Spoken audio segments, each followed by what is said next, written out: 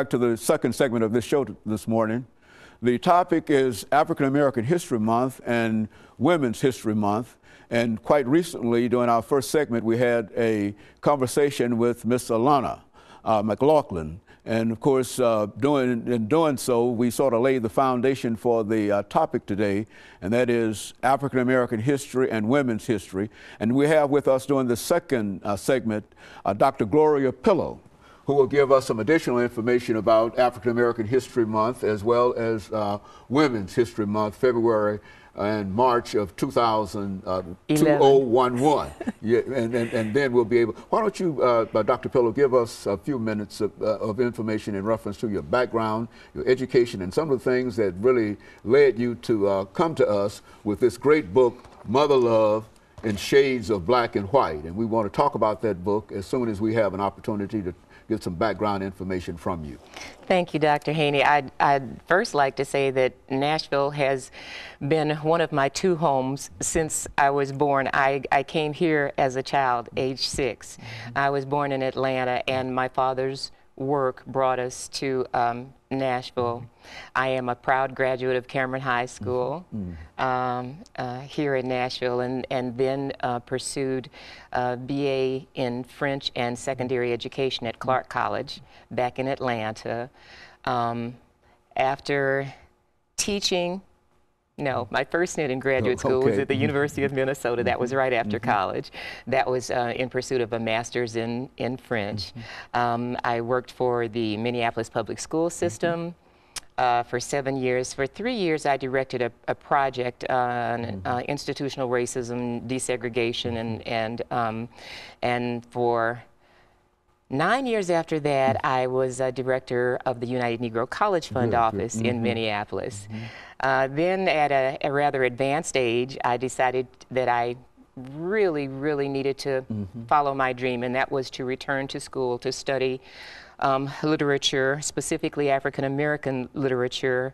All literature interests me, but that is my main area of specialization. Very good. And I did so at the University of Chicago.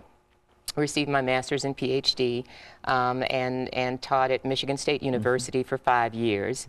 A medical situation required that I take a medical leave, and I returned to Atlanta where my parents had retired, lived with them for 6 years, and then happily married a high school friend, and that's what brought me back to Nashville 5 years ago, and this is when I was able to work on my book. You know, we talk about your book, Mother Love in Shades of Black and White. In Shades of Black. I understand that you've got 6 segments in which you would like to share some information with us. Yes. Dealing with historically African American females for the most part. And I think that that's quite interesting. What I'd like for you to do over the next part of this segment, as well as the final segment, is to give us sort of a statement in reference to some of these women and some of the impacts that they had and some of the things that they were able to do in their lives, and then we'll be able to sort of summarize that book for you.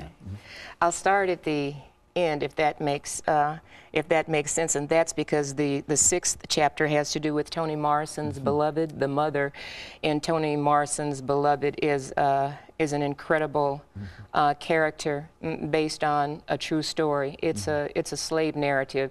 I hesitate to call it fiction because it tells the story of so many slave mothers and so many enslaved individuals, and for that matter, so many slave holders who did not realize, some did and some didn't, how cruel and insane the system, the culture was, and how insane it made all of its inhabitants, black and white. We talk about entitlement today, but when you think you're entitled for someone to fan you because a little fly is buzzing around while you're having your mint julep, that's very serious.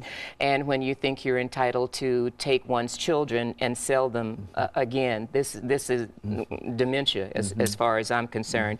So Mother Love begins and ends with a slave narrative. One is an autobiography, that's by Harriet Jacobs in 1851, and it ends with Toni Morrison's Beloved. But I was beginning with Beloved because that's the book that stirred my interest and started my research path. And created a passion for you in very reference to it. much I so. can determine that. When I think of my growing up years in Nashville, in a completely segregated environment, and I think of what the parents and the teachers were able to instill in us, while the larger society was saying you're second-class citizens, you're inferior, you're not intelligent, you can't go to a public park, even though it's public, you're not allowed, and here's your little for coloreds only water fountain. I think back to the beginning of that insanity, and that was, of course, the institution of slavery. This mother, Dr. Haney, killed her child. She killed her not because she was crazy, not because she was a bad mother. Okay. She killed her because she could not stand for her children to live in such a prohibitive environment. And I wanted to search very carefully what made up this woman's psyche. Very good. And I dealt with psychoanalytic theory. I deal with that in each chapter, which is interesting because psychoanalytic theory has a shameful history with regard to people of color as well as women. But on the plus side, it offers incredible insights into our behavior, why we do what we do. So if I look at internal issues with regard to psychoanalytic theory, it explains a lot. If I dismiss some of the externals, then I'm on surer ground in terms of looking into why did this woman do this? Why? How could she have been a good mother and yet hurt her child to this extent? And from that novel, I chose several others at different points in time so that the reader and I could gauge how difficult the terrain was for a mother to negotiate the racial and the gendered territory that she was navigating. And these are the mothers that you've identified in terms of your novel, I mean in terms of your historical work. Yes. And so we want to talk about them as soon as we come back from this second commercial break. Right. And we'll be back with our audience after the second commercial break. Thank you now.